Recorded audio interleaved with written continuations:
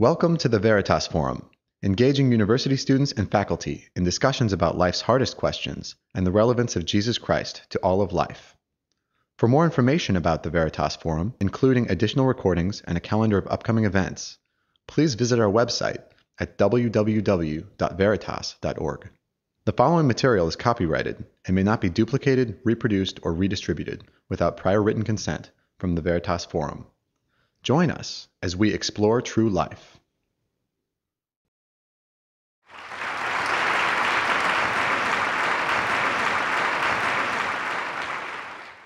Good evening.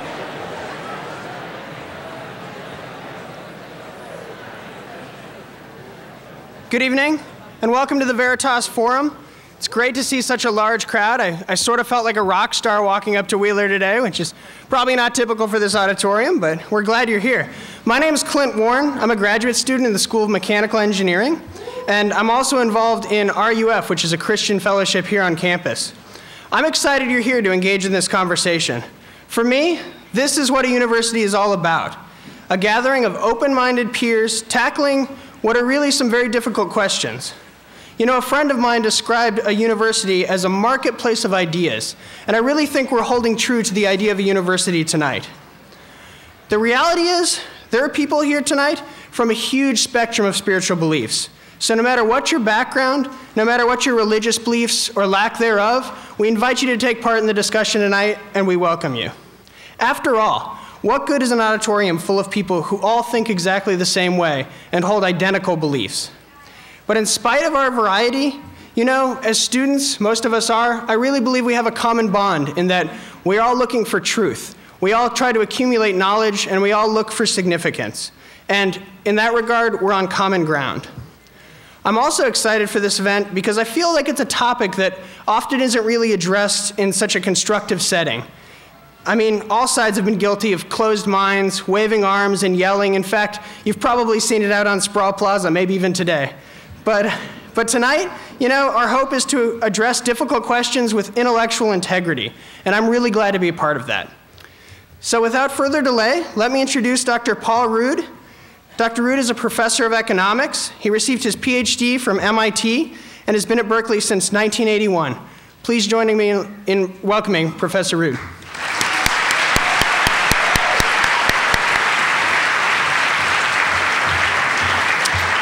Good evening. It's my pleasure to introduce our speaker to you tonight. Tim Keller is the senior pastor at Redeemer Presbyterian Church in New York City. He was the founder of this church. It was a church plant that he carried out starting in 1989. And it consisted, that planting consisted much of talking to young professionals in New York City who wanted to know things that you and I wrestle with every day. And Tim's ministry has been very much fashioned by that time.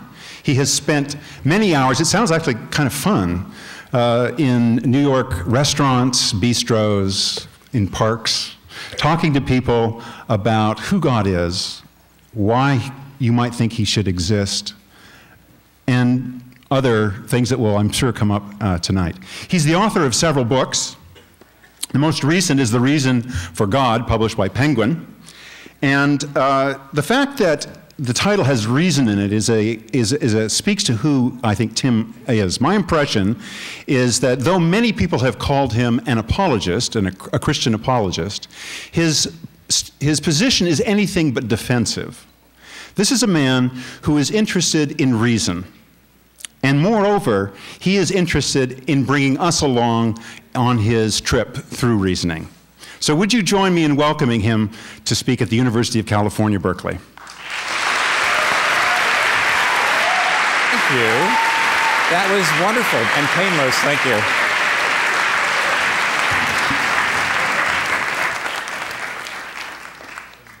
Thank you, Paul. Am I audible? Am I audible? Thank you, Paul.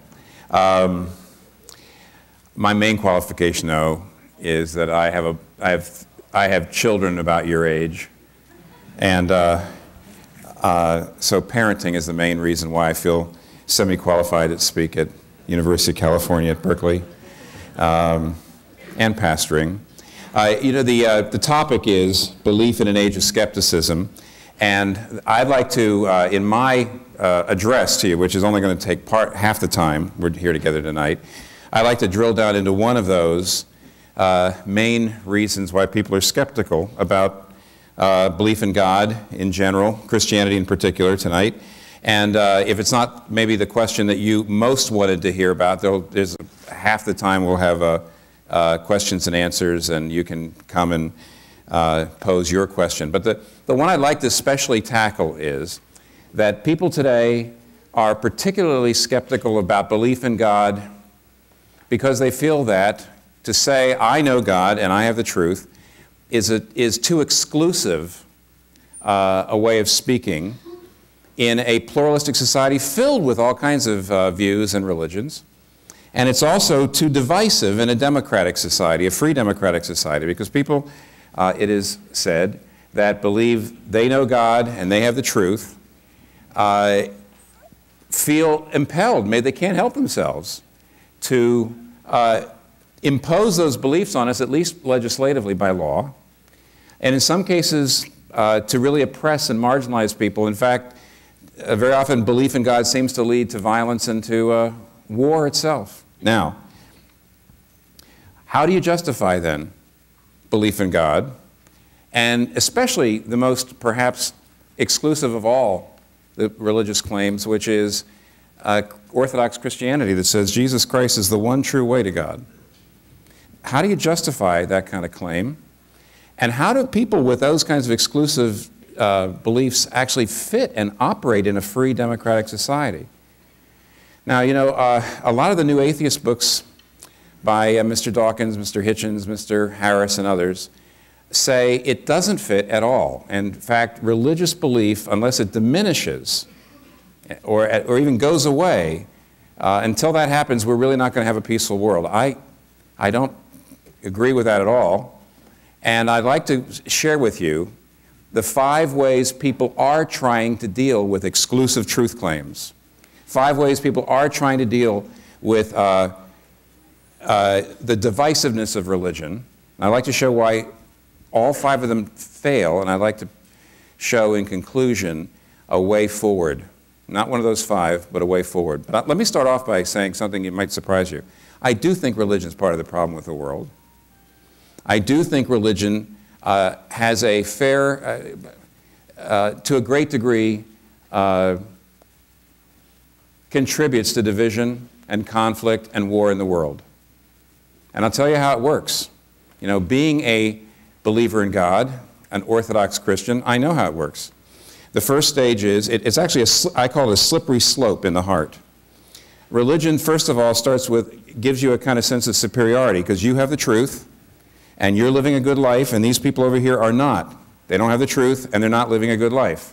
So you feel superior to them. That's stage 1. Stage 2 is separation. You just don't hang out with them.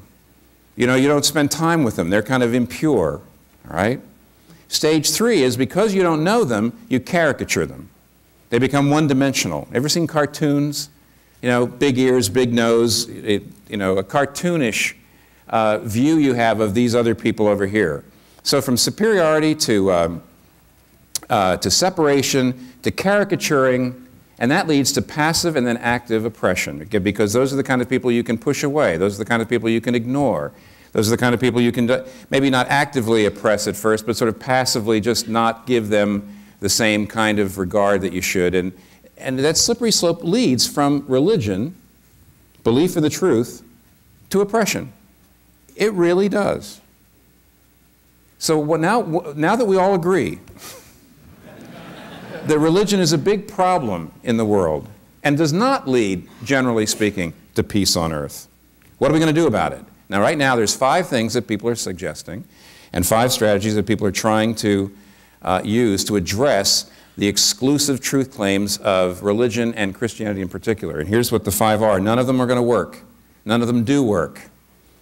I'm going to try to give you another approach, but the 5 are: what do you do about exclusive religion? Hope it away, outlaw it away, explain it away, argue it away, privatize it away. None of them are going to work. Let me show you why, okay? First, hope it away. Now, I am older than a lot of you, and when I was your age, boy, don't you hate sentences that start like that? When I was your age, everybody thought that modern societies, technologically advanced societies, would become less and less religious as time went on. The idea was that thick, robust, orthodox religious belief was going to thin out the more developed countries got, economically developed, the more technologically developed they got. The more people became educated and came to know something about what the whole world was like. It was understood that when human beings became more mature, that religion would slowly die out. It would thin out at first. You know, there's robust religion that believes in miracles and believes in absolute truth and believes in scriptures that are authoritative. And then there's the thinner kind of religion that says, well, we take those creeds and the stories sort of metaphorically, and we don't really believe that literally happened. We just think it's a symbol. And that's what you might call thinner religion. And it was expected that the robust kind of religion would start to die out, then things would get thinner, and eventually things would get secular. And the more modern a society got, the less religious it would be. And it was believed that Europe, because it was the most secular of all the continents, was ahead of the curve, and that's where we were all going to go. None of that's happened. Between the time I was your age and the time that I'm my age, none of that's happened. In fact, this is shocking to everybody. For example, North America. You know, Mark Lilla has written a book called The Stillborn God. And you know what that book's about? The title? It's about the death of mainline liberal religion. What's happening in this country is, yes, on the one hand, there are more secular people. There's more people who say, I don't believe in God, or I don't know what I believe in God, or have no religious affiliation. But on the other hand, there's more orthodoxy, there's more robust supernatural religion than there's ever been, and what's actually happened is the middle has atrophied. The moderate middle has atrophied. So, for example, Pew Foundation just came out with this huge religious survey of the religious state of the country, and if you notice, evangelical Pentecostal Christians are the biggest category in the country, bigger than mainline Protestants, by far bigger than the Catholics. That just was not true when I was growing up. In other words, what's happened is you've got more Orthodox religion and actually more secularism, and so we're more polarized than we ever were. And that's just America. If you go to Latin America, Asia, and Africa, religion, Islam and Christianity, is growing like crazy.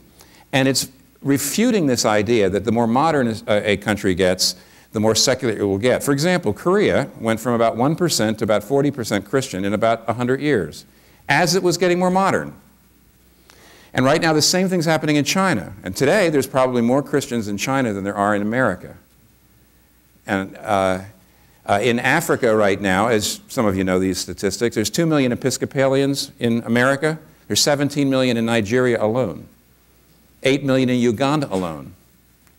How did that happen, you say? Well, because Africa went from 9% to 60% or 50% Christian in about 90 years.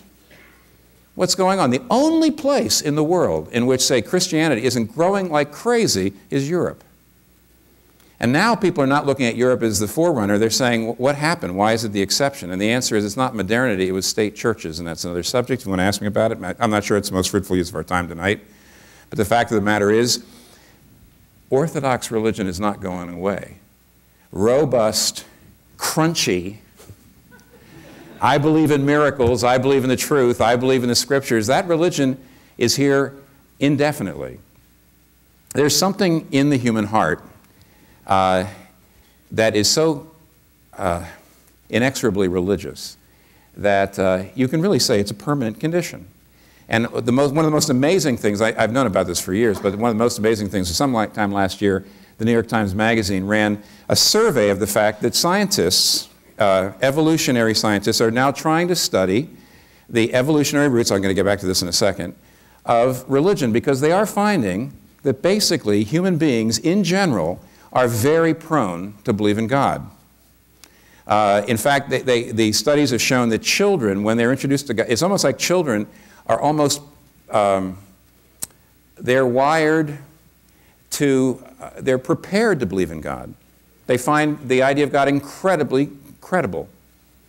And so what they're trying to do now is they're trying to say, why are people so religious? Because they're recognizing this is not going away. What are the evolutionary roots of it? I'll get back to it in a second. But the idea that you can hope it away, the idea that hopefully, the idea that if we could just get rid of this kind of orthodox religion, then we could really swing in this country. It's not going to happen. We're going to have to learn to get along. We're going to have to learn to talk. We're going to have to learn how to do civil discourse and talk about these issues. You can't hope it away. Secondly, and this is going to take like 1 minute, the second strategy, which by and large is going away, I think, the second strategy for dealing with the divisiveness and the exclusiveness of religion is outlaw it. Now, that has not worked very well. A perfect example of this is the two biggest projects of it was Russia and China under communism, in which they basically said religion it undermines the state, it undermines the authority of the state, and many of these religions were outlawed or highly controlled. But one of the great ironies of history, and I think 500 years from now everybody's going to see this, the best thing that communism ever did for the growth of Christianity in China was to kick all the missionaries out in 1945. Because when they said, we're clamping down, we're getting rid of all the Western missionaries, and they kicked them all out, and they said, that's that. And what happened was, it turned Chinese Christianity indigenous. And it became far, far more powerful and far more potent, and it began to grow like wildfire. Outlawing religion does not help. Okay? So from the most silly of the 5 strategies, hope it away, to the most futile of the strategies, outlaw it away, we move to a third strategy. And I said, explain it away. Now, explain it away and argue it away. This is what a lot of intellectual folks and a lot of scholars are trying to do, hoping to sort of decrunchify religion. And the first way is to explain it away. Now, here, one of the ways to sort of diminish its impact, one of the ways to say this, we need to tame religious people. And, I'm not trying to be pejorative about it. I mean, I know that this is one of the ways it's done, is we're going to explain it. The New York Times Magazine I mentioned was a survey of the last 10 years in which evolutionary scientists have been working on this question: why are human beings so religious?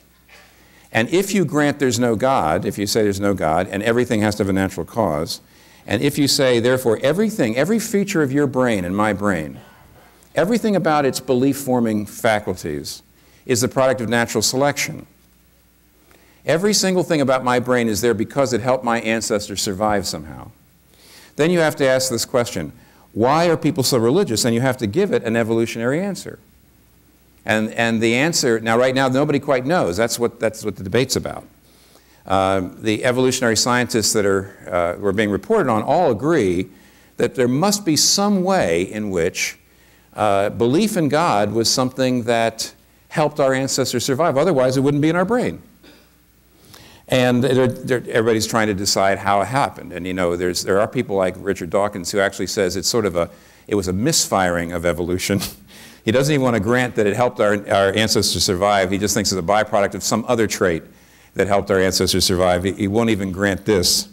And on the other hand, there are other folks who saw it different. I don't go into that. Here's what I want to point out. I have been absolutely amazed at the negative reviews by secular people of the New Atheist books. The New Republic gave a very learned and very devastating negative critique of Daniel Dennett's book. Thomas Nagel of NYU, who's a philosopher, did a tremendously negative review of Dawkins' book. And here's what they said. And these men were not writing as Christians. And this is absolutely right. So we have a problem with saying, yeah, most people believe in morality. They believe that there are moral absolutes. And most people believe in God. But it's because our evolution, it's because our genetic, it's because we're programmed by evolution to feel that way. Our belief-forming faculties that there is a God and there are moral absolutes do not tell us that there really is a God.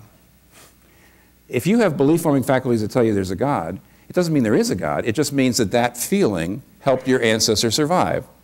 So the belief-forming faculties, being a product of evolution, only helped survival. They don't necessarily tell you what's really there, your belief-forming faculties. They don't tell you what's there. They just help you survive. And all these reviews said, but wait a minute. The problem is that evolutionary scientists use that scalpel on everything else.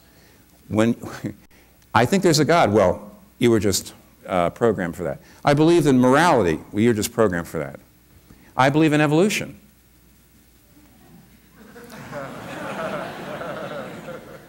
And here's the question. If your belief-forming faculties don't tell you the truth, but only what you need to survive, why believe them? Why believe that when you actually observe the environment, they're telling you what's actually out there? Or that when you decide, I believe in evolution, why should you believe that? Why put the scalpel on everything else?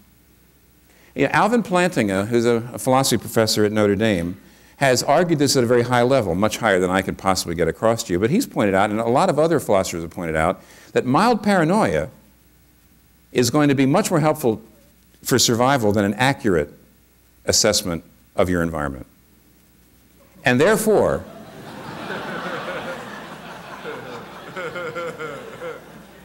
if you have a theory of evolution, I'm not saying I'm against all understanding of evolution, but if you have a theory of evolution that says you can't trust what your brain tells you, you can't trust what your brain's belief-forming faculties tell you,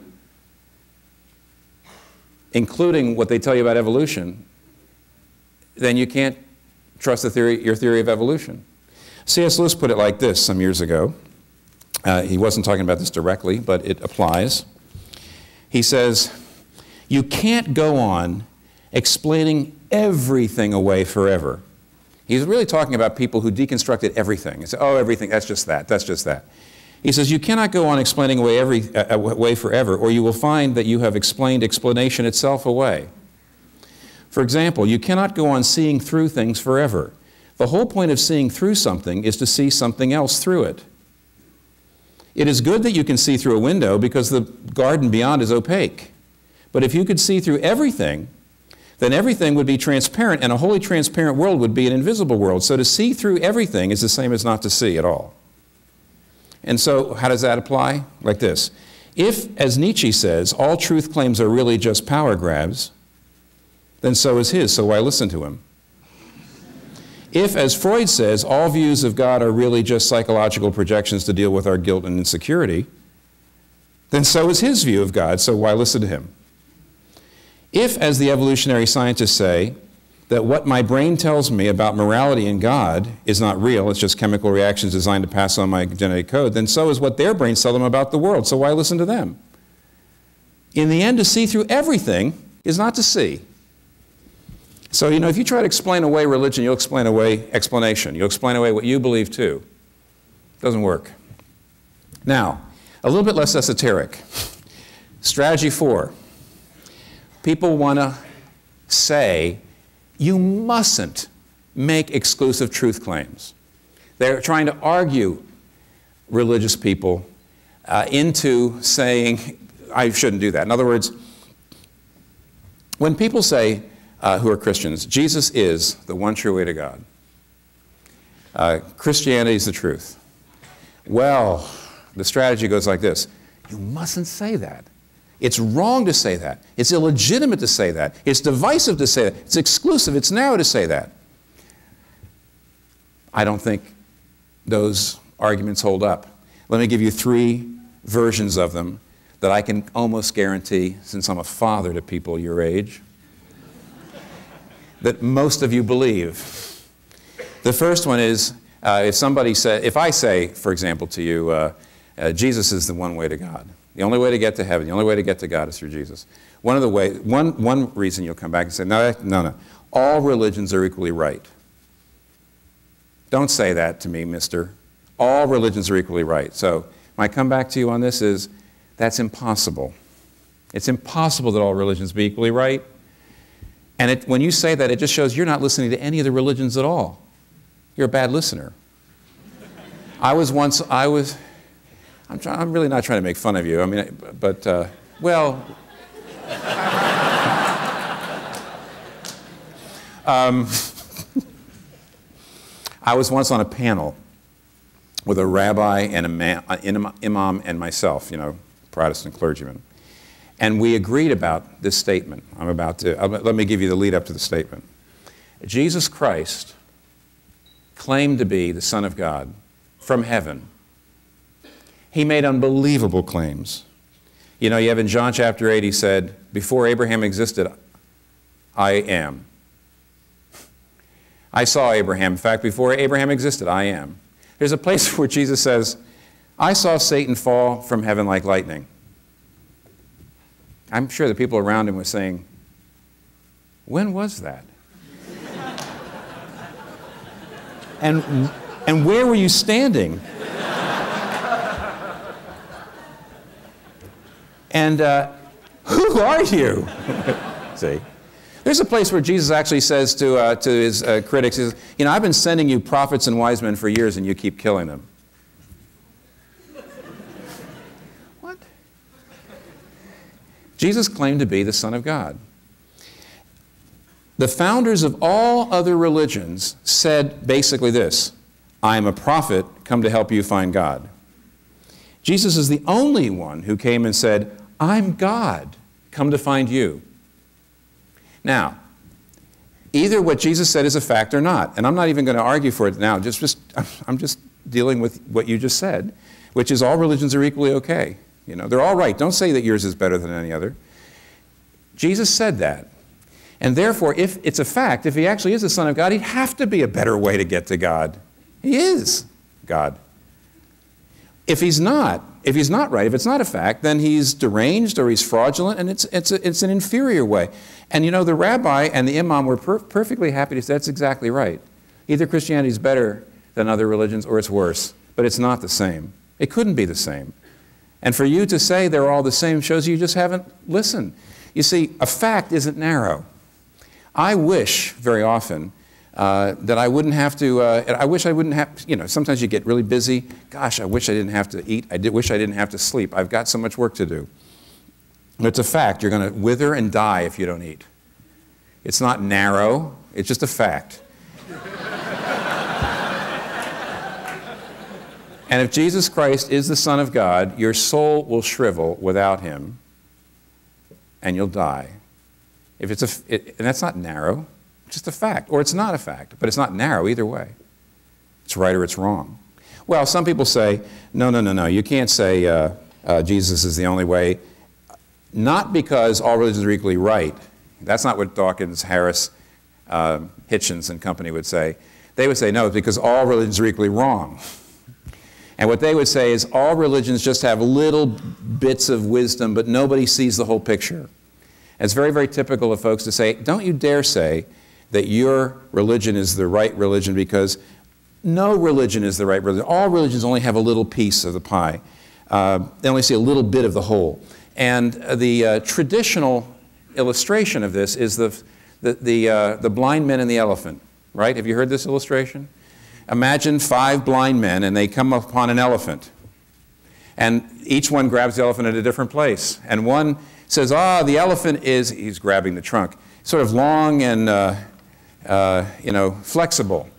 But another guy has hold of the legs and say, he's not flexible at all. He's kind of stumpy. And so every one of the blind men tends to think they sense the whole elephant, but they only see a little part of the elephant, and none of them really can see the whole elephant. And no religion ought to say it sees the whole thing, because all religions have a little part of it and nobody sees it all. However, Leslie Newbegin pointed out something very important some years ago, in which he said this: in the famous story of the blind men and the elephant, so often quoted in the interests of religious agnosticism, the real point of the story is constantly overlooked. The story cannot be told except by someone who is not blind but can see what the blind men are unable to fully grasp, which is the whole elephant. The story is constantly told to neutralize the affirmations of the great religions, to suggest that they learn humility and recognize that none of them can know the whole truth. But the story is told by one who claims to see and know the full truth. Otherwise, you wouldn't know the men were blind. You see what he's saying? He says the only way you can know that these men are blind is if you say you're not.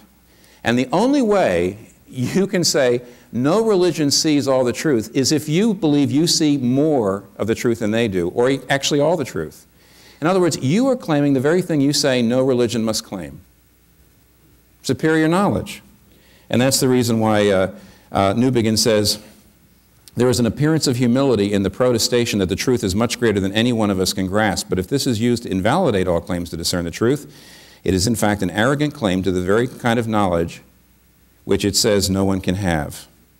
See, if you say, I don't know which religion is true, that can be a statement of humility. But if you say no one can know which religion is right, you are being dogmatic and presuming you have a far better view of ultimate reality than any of the other religions, and that's the very claim you're criticizing. In fact, I've even had somebody, now listen, I've had this conversation several times. I'm talking to somebody about Jesus, and suddenly somebody says, what are you doing? And I say,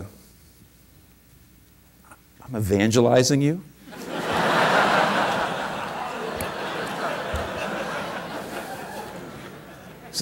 You mean you want me to adopt your view as better than my view? That, you know, you're trying to say your view of spirituality is right and I'm wrong and you want me to convert? Yeah, I say. That's arrogant. How dare you say that your view of spirituality is better than anybody else's and try to convert? I said, wait a minute. What are you suggesting? And the person says, well, I think that you need to keep, you know, everybody, you ought to keep your religion private.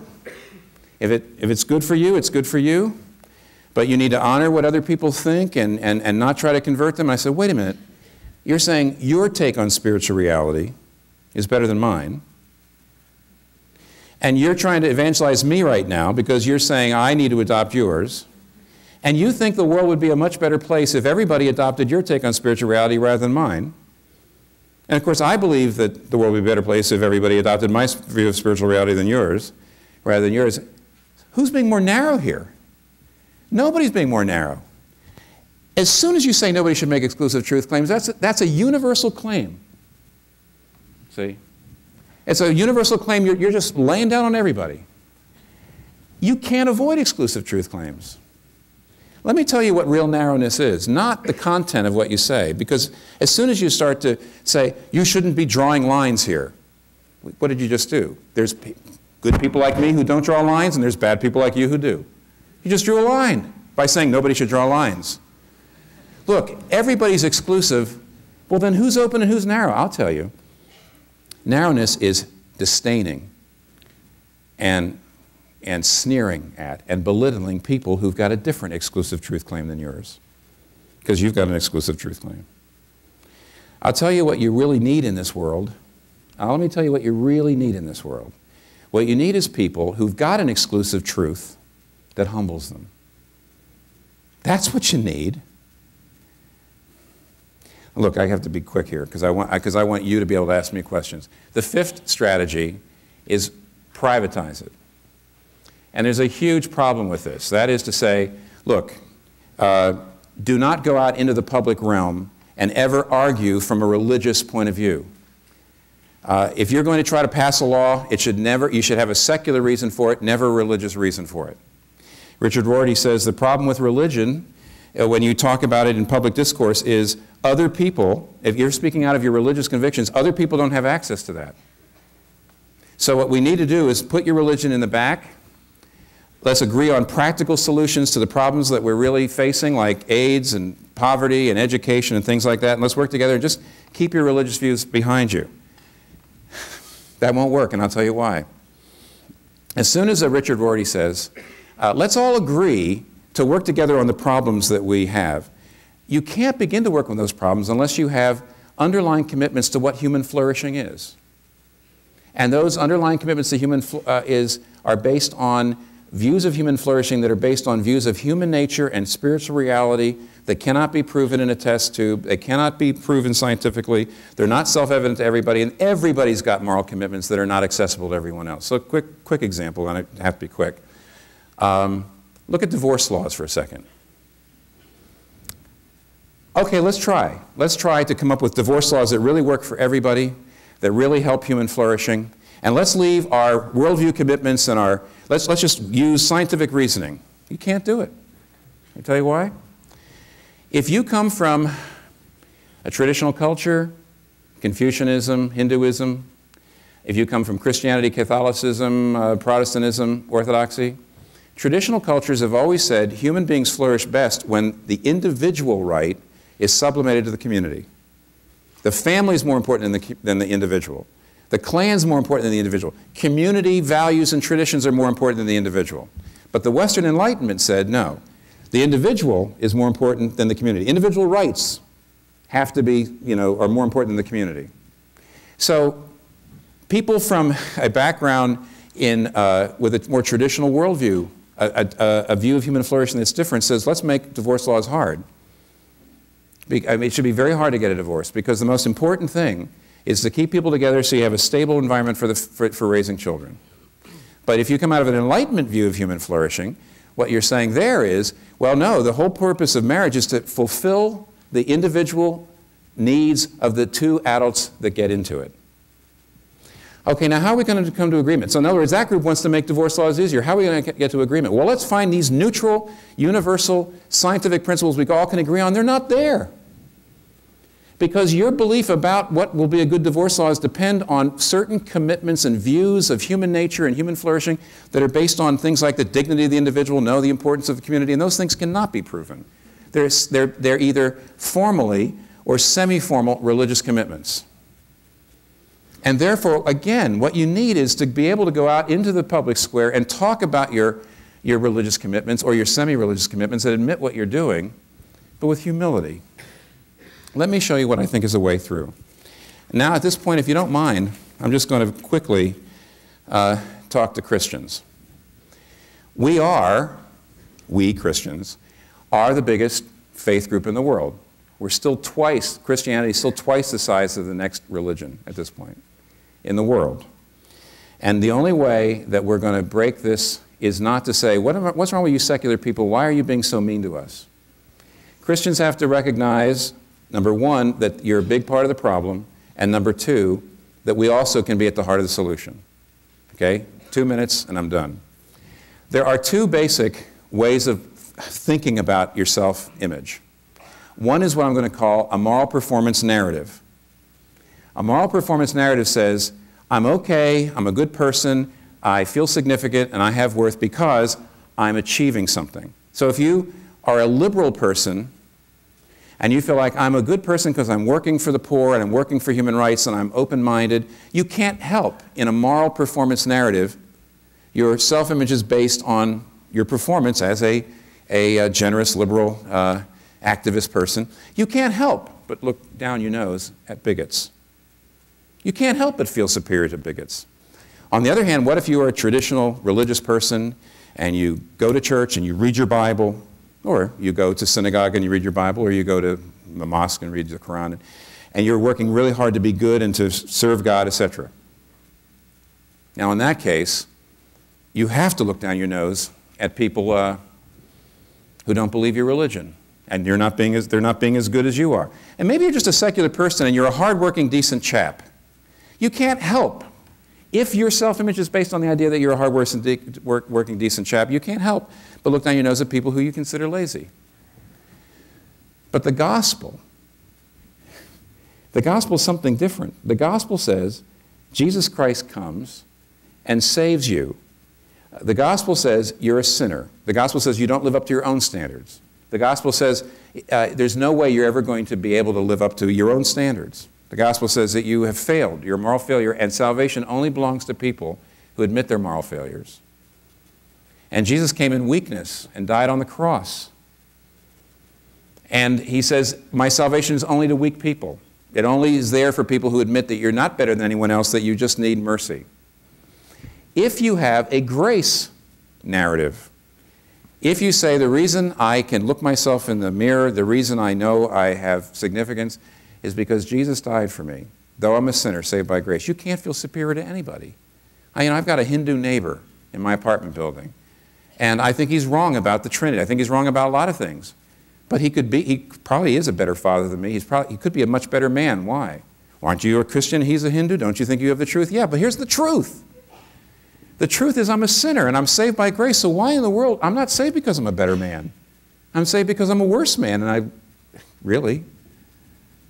And so what happens is the grace narrative takes away the kind of superiority and removes that slippery slope that I mentioned in the very beginning, that leads from superiority to separation to caricature and to passive and then active oppression. It just takes it away.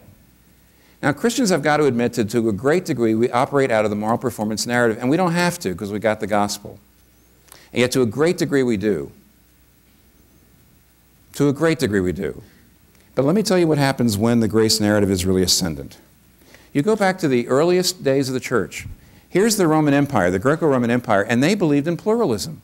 They didn't believe there was any one God. Everybody had their own God, right? Open-minded. Along come the Christians and they say Jesus is the true God. Very, very rigid. And yet the lives of the pagans and the Christians were different. The pagans looked down their nose at the poor. Christians loved the poor. The pagans were very stratified. They never mixed different classes and social strata. Christians got everybody together, races together, classes together. The pagans were extremely oppressive to women. Christians were much more open to the leadership of women. By the way, you can all see this in Rodney Stark's book, Rise of Christianity. Why would what looks like an open-minded philosophy lead to so much oppressiveness, and what over here, the Christian, looks like a rigid philosophy, lead to so much peacemaking and so much generosity? And I'll tell you why. I remember not long after 9/11, I was reading an editorial to my wife out of the Sunday morning paper that said, you know what the problem with the world is? Fundamentalism. If you're a fundamentalist, it's going to lead to violence. And of course, I just try to show you we're all fundamentalists, actually. But when my wife sat there and she says, that's ridiculous. It all depends on what the fundamental is. She says, have you ever seen an Amish terrorist? She says, listen, if Amish aren't fundamentalists, there ain't no such thing. But here's what their fundamental is. A man dying on the cross for his enemies. A man praying for the forgiveness of his enemies as he's dying. If that's at the very center of your life, that destroys the slippery slope. If Christians are willing to say, we're going to start. If we start acting that way, we start acting, Martin Luther King Jr., when he saw racism in the South, and he looked at all those white people, churchgoers, what did he say to them? He says, your problem is you guys are too religious. You guys are too conservative. You guys read your Bible. We've got to get more relativistic and then things will get better in the South. Is that what he said? No, what did he say? He said, let justice roll down like waters and righteousness like a mighty stream. That's the book of Amos. He didn't say get less religious. What he said was get true to the religion you got. You don't need less Christianity. You need real Christianity. That's what I'm saying to you. Okay, time is up, and Clint's going to come back up here, and I know that sounded more like a sermon than a lecture, but I'm a minister, and I kind of got carried away at the end. And so Clint, come on.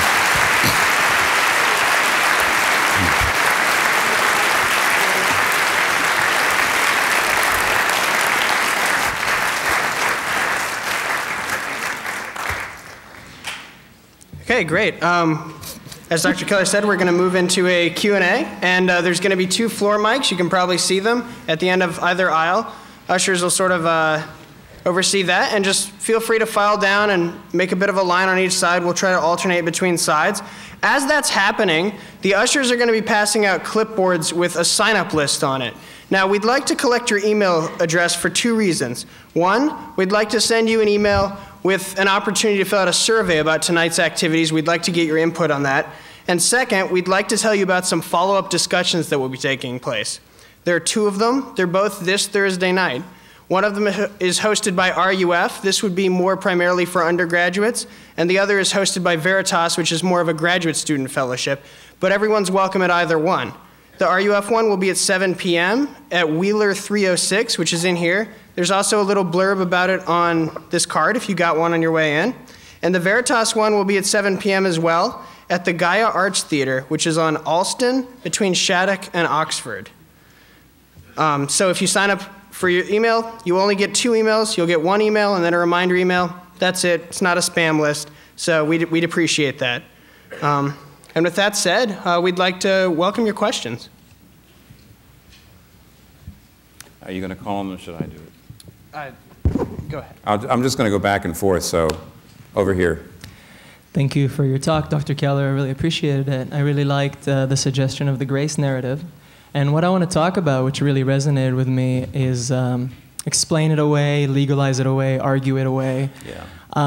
What that doesn't leave room in my mind for is religious legislation. Just like anti-religious legislation is enforcing a point of view, so would religious legislation, in my understanding. And I want to ask you how you might justify illegal gay marriage from that point of view, from the narrative of grace, from anti-explaining it away. Well, now, I thought you were going to... actually, at the very end, you made it a lot easier for me. I thought you were going to ask me something bigger. I really did. No, this is actually it's a simple answer because it's a complex issue. There are plenty of people who see nothing morally wrong with homosexuality who think same-sex marriage is a very bad idea.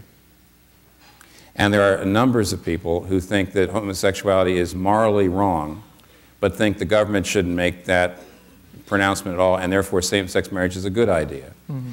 And then you have people who think homosexuality is wrong, therefore same-sex marriage is a bad idea. And then you have, so there's at least 4 groups. And I hate to say it, I mean, this is a democracy, and you're going to make arguments. The arguments have got to appeal to, if your arguments appeal to the broadest possible number of constituents, you're going to win your policy. So I don't think, if you're going to ask me this, I don't think at all that I don't think the grace narrative at this point makes a great deal of difference except how you argue. See, so for example, what if I'm a Christian and I think that though there's 2 possibilities. Here you could have a classic Christian traditional view, which is homosexuality is wrong. That's the vast majority of Christians over the years. And you could have 2 people who both believe it's wrong and arguing on different sides of this issue. What the grace narrative will do is not necessarily determine which of those sides you're going to be on. Because you see, you've got people who say, you've got a more Anabaptist tradition of Christianity, which is relating Christ and culture, that says it is not the job of the church in any way to try to get the government to be kind of a big mama church. In other words, the Anabaptist tradition has always said, let the government be absolutely neutral, and we don't in any way want it to try. Anabaptists are the people looking at Europe and are saying that if that's what you want in America, just go ahead, try to legislate Christian morality. But then you've got a more Reformed and Catholic, to some degree, view of how you relate Christianity and culture, and they would probably say, no, we do want the marriage laws to reflect Christian morality. The grace narrative will not necessarily determine whether you're an Anabaptist or a Catholic.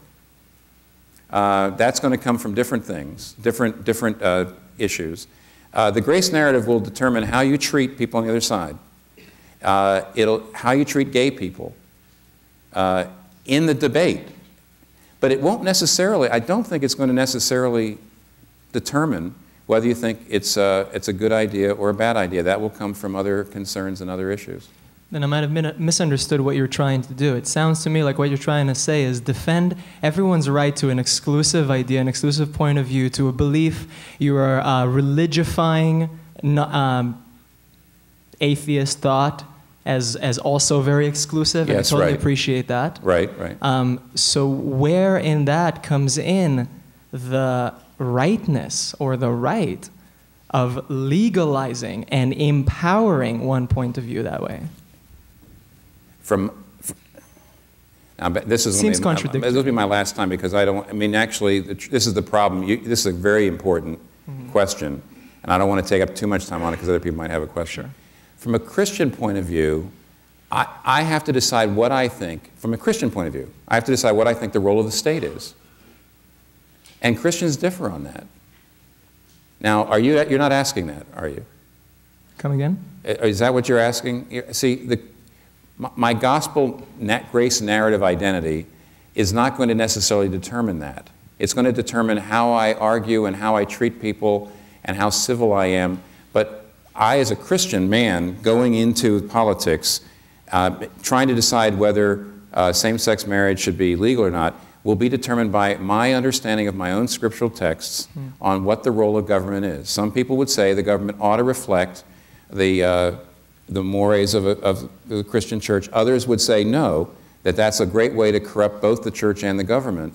And those are long-standing historical debates, intramural debates inside the Christian church. That's not what I'm asking. I don't want to take any more time. But without asking any more response from you, I'll just say it seems contradictory to me to say everyone's entitled to a point of view, no matter how exclusive it is.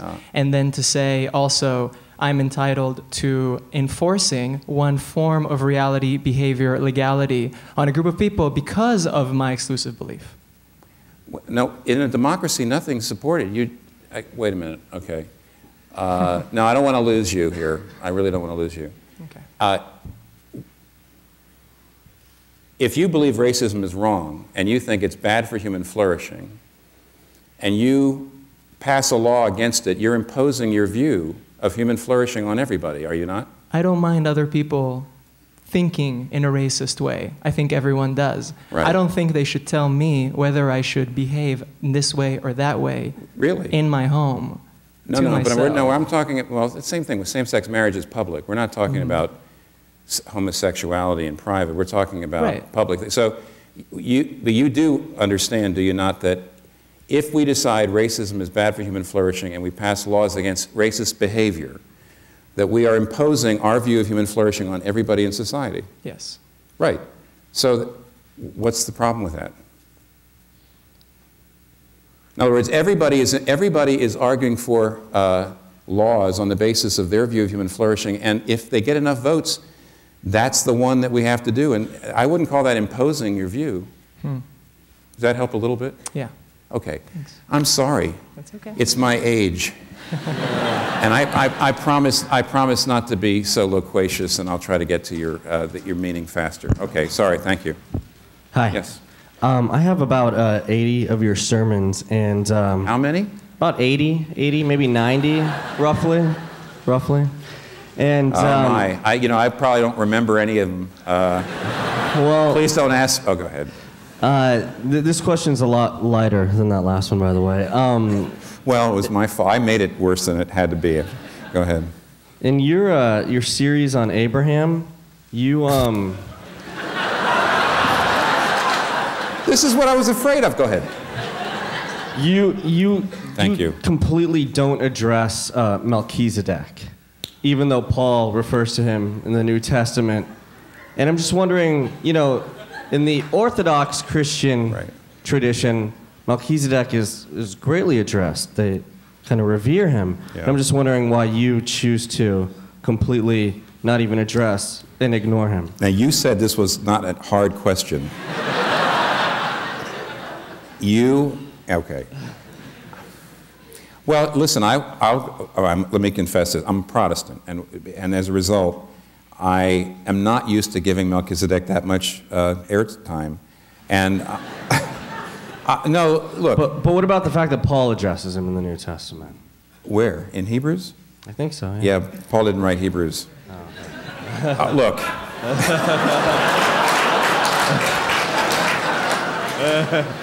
I'm really honestly, truly willing to think about how little emphasis and thought I've given to him as a character. Honestly, but it's the same reason why Catholics will give a whole lot more emphasis to Mary than either the Orthodox or the Protestants do. It's the tradition, and I think that we probably can learn from each other. So I'm quite willing to learn from the Eastern tradition, and you're right, I haven't given a whole lot of thought to it. So there we go. That's all. Oh, next. I appreciate it too, honest. I really do, actually. I wasn't kidding. I will probably tonight, I'm going to go read those 2 chapters in Hebrews and say, what have I been missing? And I will. Go ahead. I was interested in what you had to say, I guess, about people. Something that I hear a lot too is that people my age sort of say that all religions must be okay and that like everyone has, I guess your interpretation of that thought is that all people think that all religion must have part of a greater truth or something. Mm-hmm. But at least from my point of view, when I hear people justify religion like that, I think that they're trying to make God seem benevolent in the fact that God would not send people to hell for what most people would say is a geographical accident. Okay, no, so is it, what, the last part, your question is? I think a lot of people would think that whatever religion you are is somewhat of a geographical accident in that, I mean, well, people are Christian in the United States by virtue of the fact that they're born here. Well, yes and no. Would you say, for example, see, here's the problem. There's 3 reasons why people believe or disbelieve: intellectual, personal, and social. So, and this isn't just people who believe in God, but who disbelieve too. I think a lot of people, though, would say that social is like probably the most powerful. Well, you see, do you really want to say that? Here's the problem with that. When people say to me, and I had this said, these are secular people who kind of say that basically religious belief is socially constructed.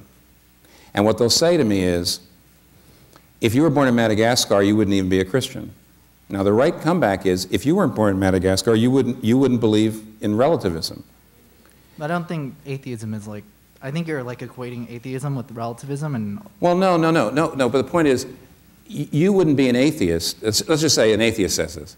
You wouldn't be an atheist if you were raised in Madagascar. So are you really saying, so your view that truth is socially constructed can't be completely socially constructed, or else that truth would be, that statement would be meaningless.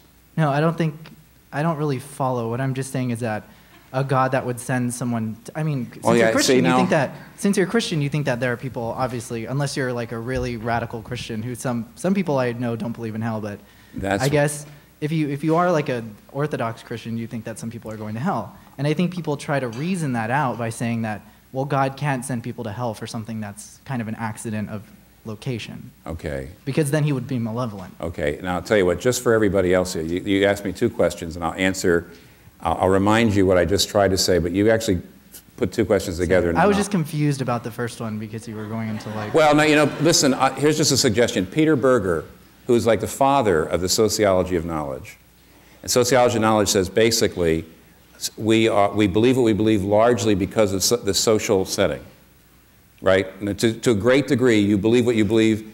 Beliefs are found plausible because of the people around you. And in his book, Rumor of Angels, he's got a chapter called Relativizing the Relativizers. Now, this isn't directly what I'm not going right at your heart, but this is for everybody else a little bit. In which he says, one day he realized, he was getting to the place where he said, all beliefs are really socially constructed, so you're just the product of your environment. Then you began to realize that belief would be socially constructed, just the product of the environment. He says, because I belong to a bunch of scholars. And when you begin to realize, when you say all statements are socially constructed except that one, you can't do that.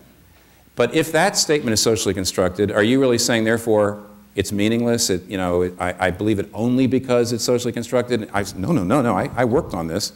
I thought about this. And he says, it gets you back to the place where even though we're more chastened and we're more humble about our beliefs, because now we know to a great degree we're biased by our social setting, we still have to make decisions which of these views is right and wrong, because we have them all in front of us. So you can't be a complete relativist. But I think what you're after is the hell thing, okay?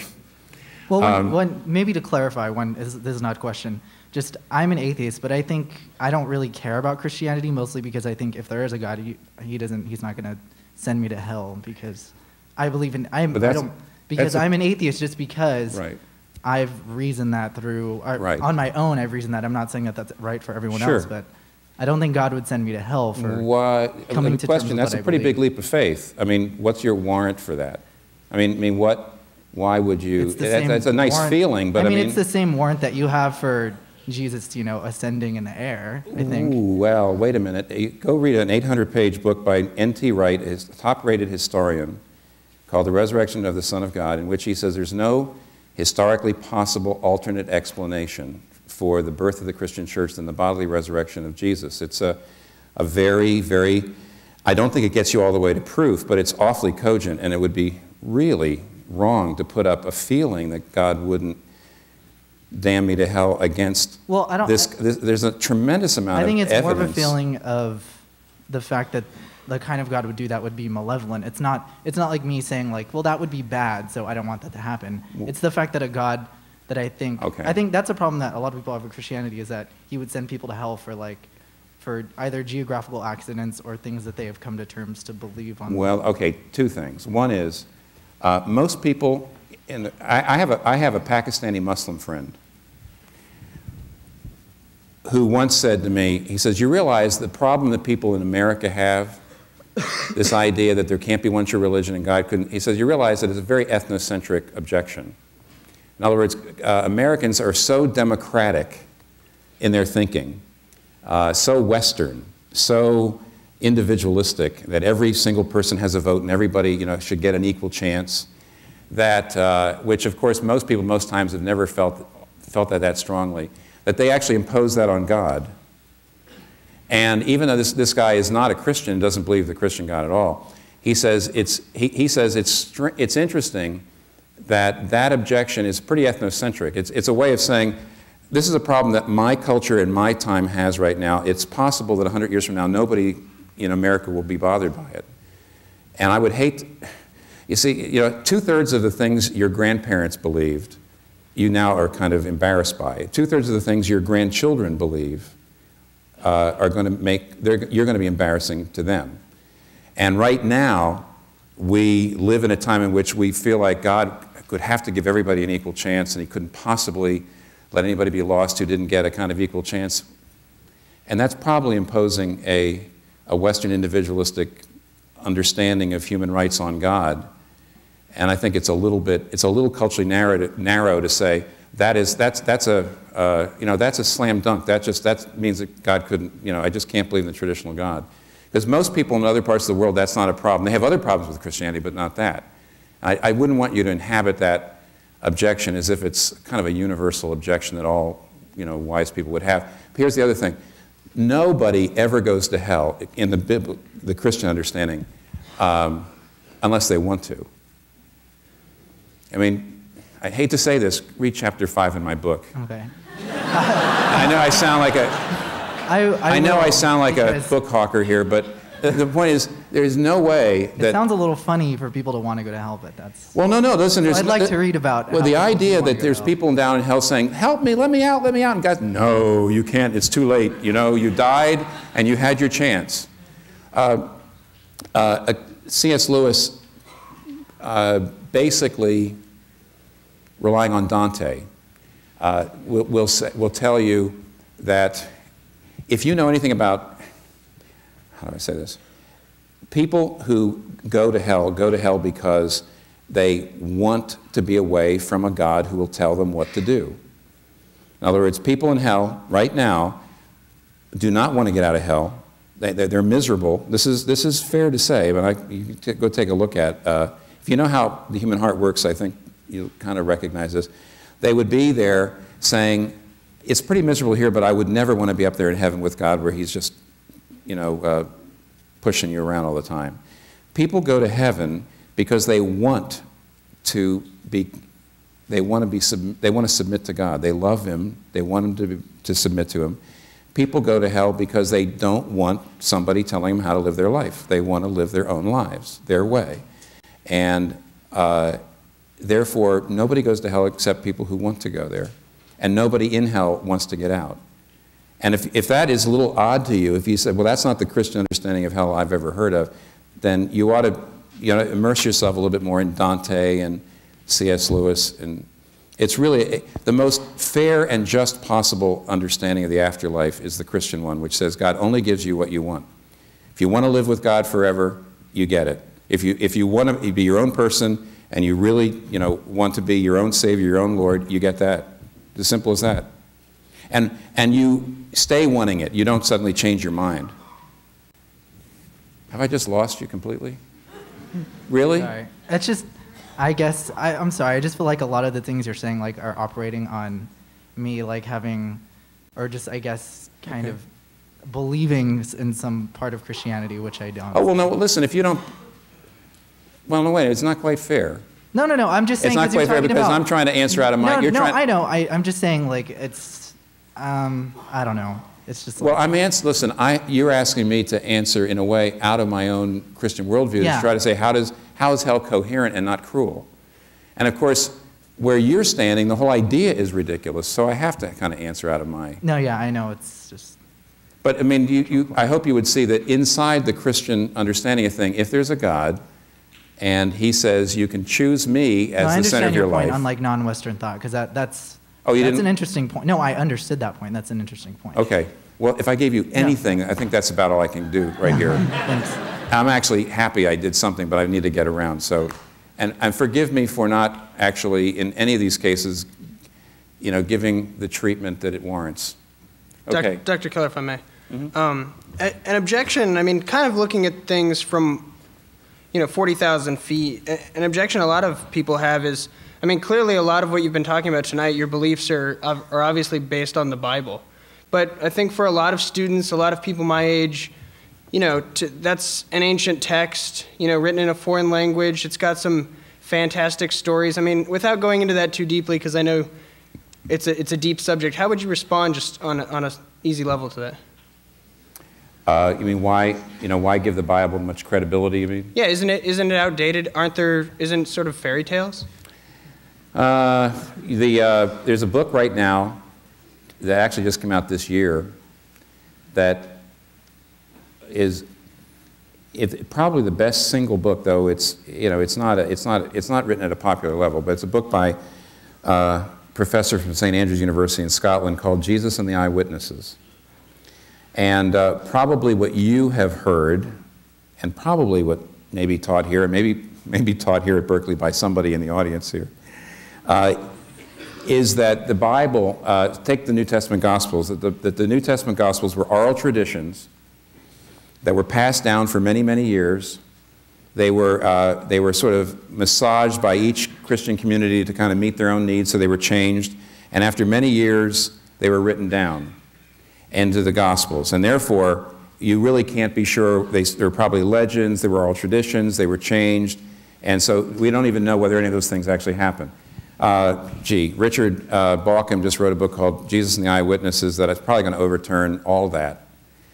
In fact, it's so good and so right on that most scholars in the field have told me that probably the younger scholars, everybody knows that it's right, and yet probably nobody's even reviewing it because it really means that an awful lot of people in the field, it will make their scholarship obsolete. So what will probably happen is it'll be ignored and younger scholars will come along and implement it. But what he says there is the Gospels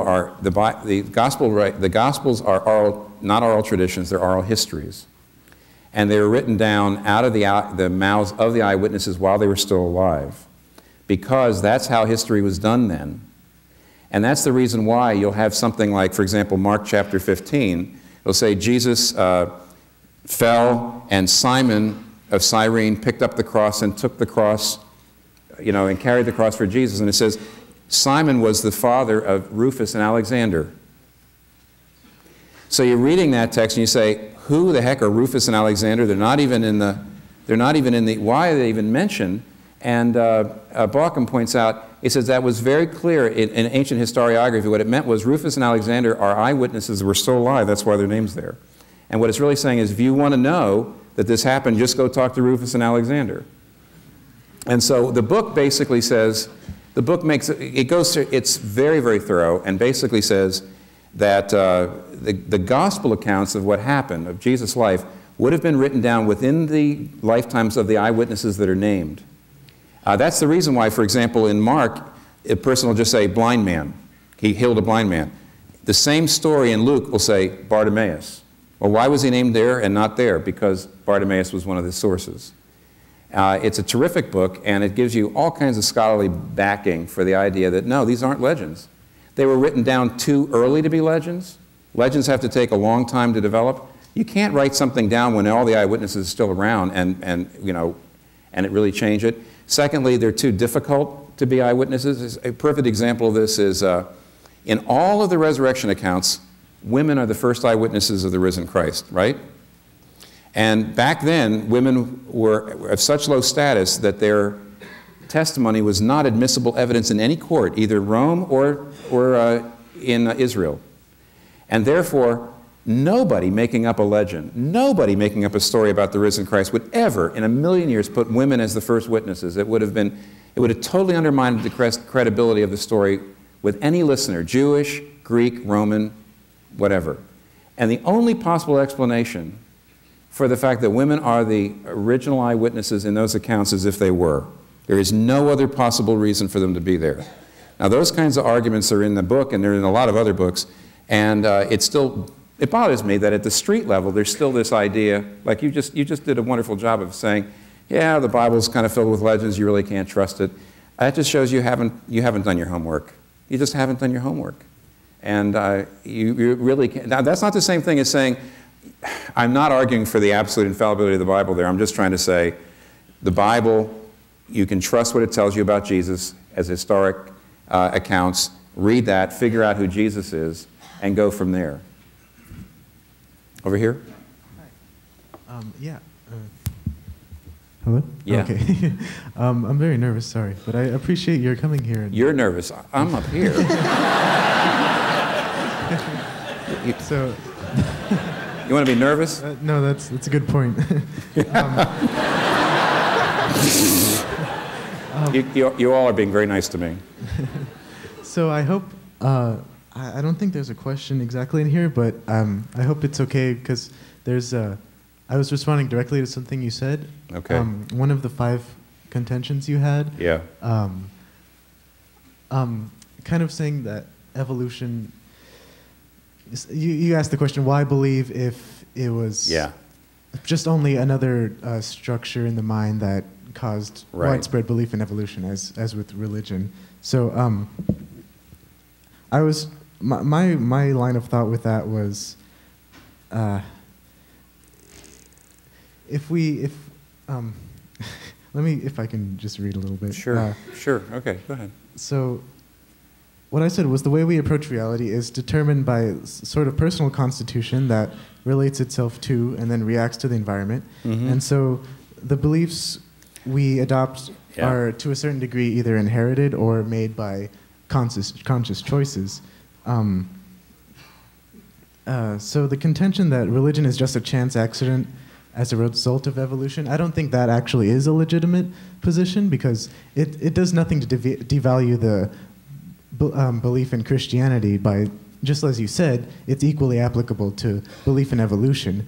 But I think it takes obviously a certain faith to believe in evolution, just like it would for Christianity, because you have to have certain faith in scientific techniques and trust a lot of authority, because I certainly haven't done any personal research on the subject. So I'm doing a lot of trust to authority. But what makes me devalue the idea of Christianity in a evolutionistic perspective is the fact that I have a belief system that makes me not want to adopt beliefs that you can trace historically to certain causes when the explanation for those beliefs seems more plausible under a naturalistic viewpoint than the beliefs themselves. So to me, the idea of Christianity or a religion in general, the religious instinct that you said evolutionists kind of trace to a natural origin, I would say the idea that that's better explained by the fact that humans live in like a very harsh world. The early man had a lot of saw a lot of cruelty around them, and taking that as a kind of way to infuse values into their life seems like that makes, for me, it hard to believe, rather than the explanation that's, you trace genealogically the feelings that originated in humans that might want to make them adopt a religion. So it's, while with evolution you have a value system that says, well, you can see, even if it's widespread, you can see that it's even if it's also a natural instinct, just like Christianity is, even if it's just a natural instinct in us to be scientific, that's not the reason to disavow it. Only if there's a more plausible explanation for widespread belief in evolution is then that the fact that it's scientifically appealing should be brought against the question why believe. So I know that was a lot, but so it's you're thinking out loud. So let's okay. I can kind of summarize. At least I got it out there, but right. Yeah, I'll summarize. Let's say, would you be willing to say that natural inclinations for evolution are equally as valid as belief in Christianity, but that there's another critique that evolution has, which is the fact that Christianity can be traced historically to a way to posit values in a meaningless world? I don't know about that. I think you may be mixing apples and oranges because it. And I'm not. You know what?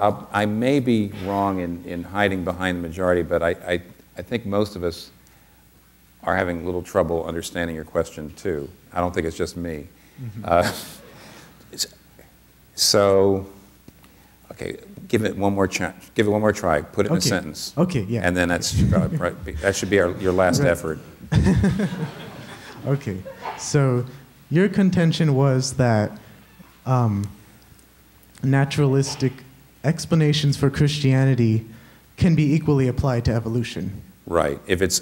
If my belief in God, you know what? I don't think anybody's trying to say that specific religions like Islam, Christianity, Buddhism, nobody's saying that that's you're hardwired for that.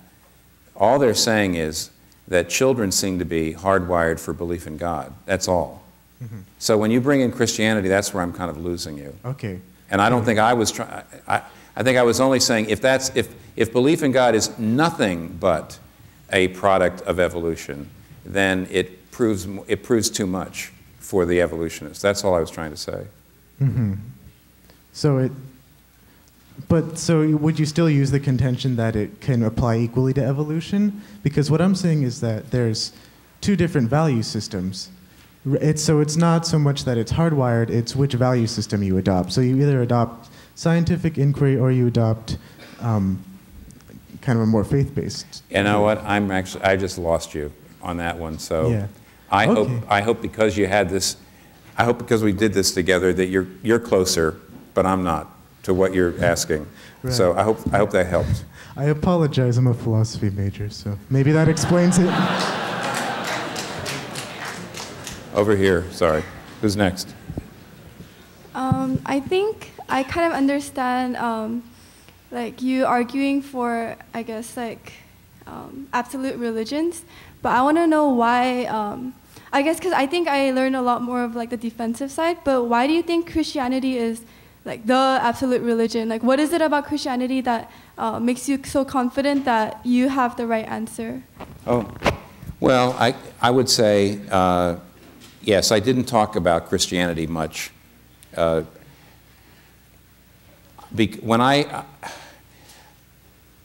If I can trust the Gospels as telling me basically what Jesus Christ said and did, I just gave you a reason when I was talking to Clint about that.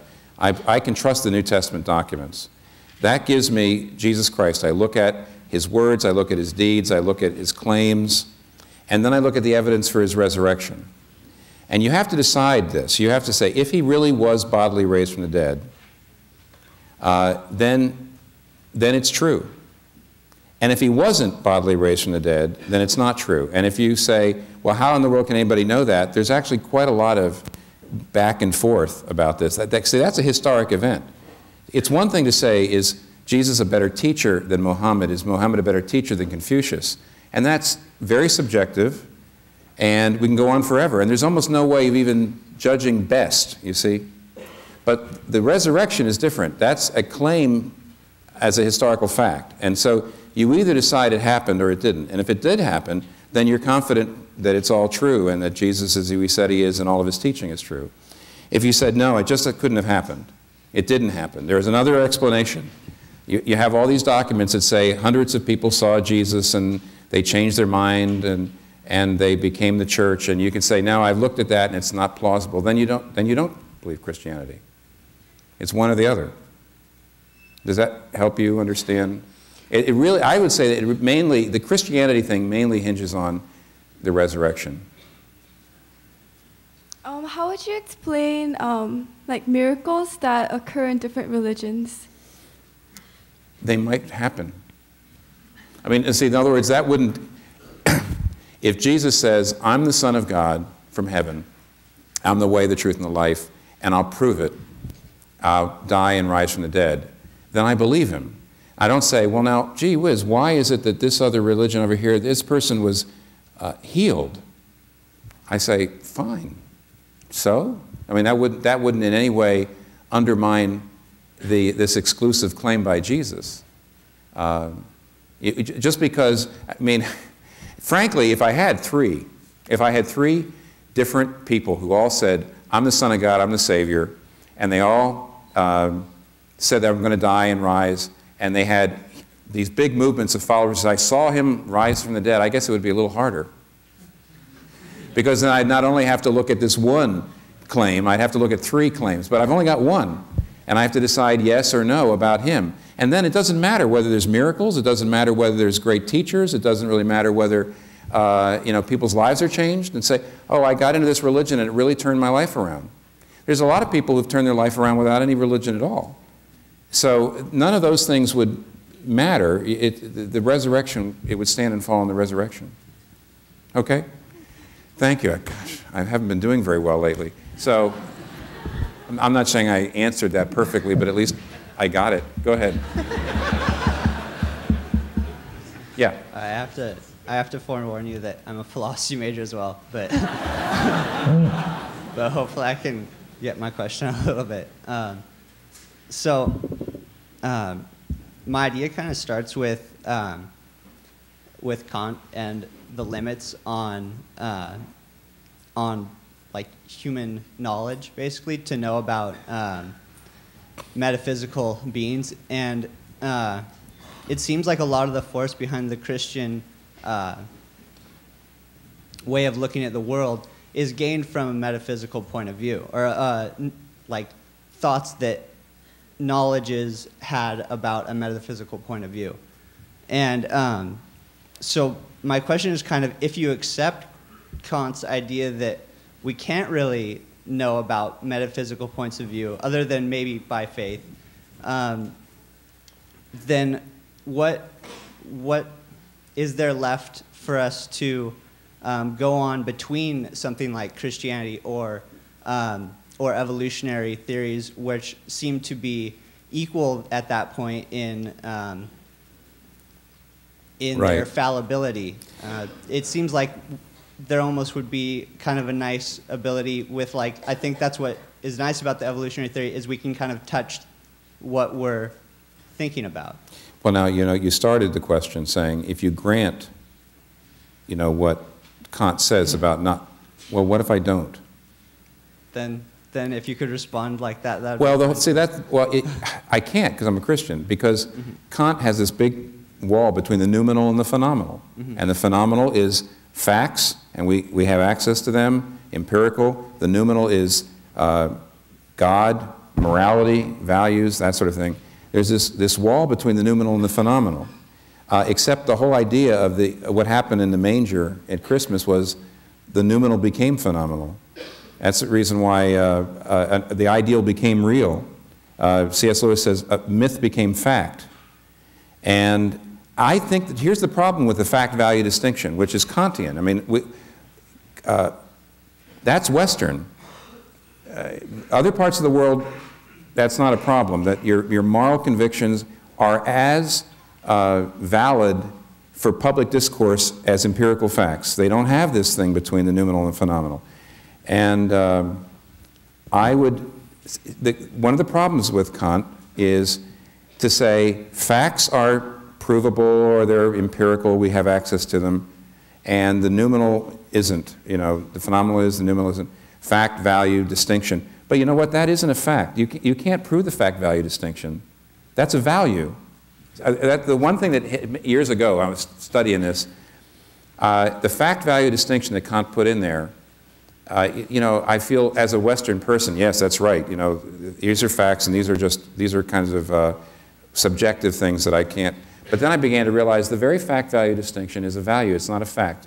It's not self-evident to everybody, and you can't prove it empirically. Those are the two things that you would.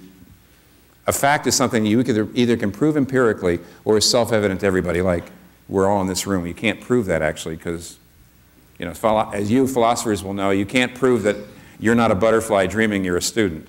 But and yet we would treat the fact that you're here as self-evident, though you can't prove. And one day I began to realize you can't prove the fact-value distinction, the noumenal phenomenal distinction, and the whole idea of Christianity was that wall was breached. The ideal became the real. Our great captain has opened a cleft in the pitiless walls of the world, and he has bid us come through it. So as a Christian, I don't grant that. And I don't know. I guess the other thing would be the resurrection would be, to me, proof that the wall's been breached. So I can't go with you past your premise to say, if you grant what Kant said, I can't do it. Would you then pull the phenomenal world, as you seem to be doing towards the later end of your answer, towards the noumenal world and say, well, we can't actually know anything about the world around us, and it's all kind of on the same level as, because the thing that I'm kind of trying to get at is there seems to be a separation in the amount that we can know about these certain things, and it seems like you're trying to pull them together. Yeah. Well, you know Polanyi, personal knowledge? Yeah, you're right. You're very good at this. Thank you. You're a little bit like the Holy Spirit down there. Yeah, I'm looking at you. I'm sorry. No, you're right. Michael Polanyi on personal knowledge. I would only say that rationality, pure rationality, can only get you to probability. But I actually think personal commitment can get you to certainty. And this might be a little too homey a kind of illustration, but if I was trying to hire you on my staff, no matter how much rational investigation of you I did, I could never be absolutely sure you'll do well. I can't really be sure you're the right person. You know, I do all my resumes, I do all your tests, I be as rational as possible. The only way I'm going to be sure is if I actually commit to you, which is, oh gosh, I have to hire you, and now I'm risked. I think it's a little bit like, I think it's a lot like that. With my reason, I can only get to a certain degree of certainty, but with my personal commitment, I'm as assured of my Christianity and these things as a person can be. If as a philosophy major you get back and you really do work more on the rational level, of course you start to get filled with doubts, but that's not how you live. Okay, thank you. We have time for one more question, please. Oh dear, it's my fault. All right, over here. This is a much easier question than all the other questions you've got. Well, I hope I do better than I did with the other ones. I follow your preaching ministry, and I noticed that one of the major themes... You were going to ask me about Melchizedek. No. That you actually brought up tonight is the difference between religion and the gospel, and you brought up tonight about the difference between a works performance and the grace narrative. And I'm personally very thankful to you for that, just in my personal life, and loving and cherishing the gospel. I'm very thankful to you for your ministry in that regard. But my question is, how did you personally come to understand the distinction between just being religious and being humble and loving the gospel? And specifically, what are some of the scripture passages and some books or resources that help you understand that distinction? Because for me right now, really, you are the only resource that I have to understand the distinction. Because I really want to understand You're in trouble. Yeah. So I'm wondering books, resources, scripture passages that have helped you to understand the distinction between religion and the gospel. I just bought your book, and I noticed you had a chapter in there. Yeah. I really like it. Listen, I can tell you that I wrote two books together. And I've been working on these two books for quite a long time. And the other book is supposed to come out, I don't know when, but soon. And it's basically that very chapter expanded. So you of all people will be very happy. Because it's really just an expansion, and it will give you a lot more information right there. Martin Luther on that is really changed my life. And in fact, Martin Luther was always struggling with not being a good enough person, and he was meditating on Romans 1, verse 16, 17. He was a monk, you know. He was a very diligent, moral person, and he'd been teaching the Bible for years, and he was always struggling with inadequacy and so on. And he was struggling to understand Romans 1, 16, 17. Which says, I am not ashamed of the gospel. It's the power of God unto salvation for all who believe. He who through faith is righteous shall live. And he suddenly said, wait a minute, he who through faith is righteous shall live. He who through faith. And he suddenly realized the righteousness was not something he gave to God, but a gift that he got from God. And at the time, I remember the time that I thought, oh, I understood that theologically. I went to seminary. I got A's on papers, but I remember. So I understand the gospel. Look at my resume. Look at my you know. But I remember one night I was just scared to death. I was going to have to preach tomorrow. I didn't have anything good to say. I hadn't really done my homework. I was going to really get up there. It's like getting up there without any clothes on when you don't know you don't have anything good to say. And I remember looking at that verse, "He who through faith is righteous shall live." And suddenly it hit me. You know, and I'm a Presbyterian, so we don't usually hear voices from God. But I felt I heard, or either I felt I heard this sentence: yes, and he who through preaching is righteous will die every Saturday night. And I realized, you know, I thought I understood the gospel. I thought I was telling people, you have to have not a moral performance narrative, but a grace narrative. But anxiety, insecurity, inability to take criticism, feelings of superiority, racial pride, racial prejudice, all that comes from moral performance, from taking, from looking to something besides Jesus Christ as your actual righteousness. And, I was able to relax. To a great degree, it was reading the scripture, but to a greater degree, it's just been trying to work through it in my own life, and that's where it comes from. But you will be happier than almost anyone in this room. When's that book? Well, it's probably going to be called The Prodigal God. It's an exposition of Luke 15, the prodigal sons. The word prodigal actually means recklessly extravagant. So that'll probably answer your question better than what I just did. Okay. Thank you. All right, well, please join me in thanking Dr. Keller.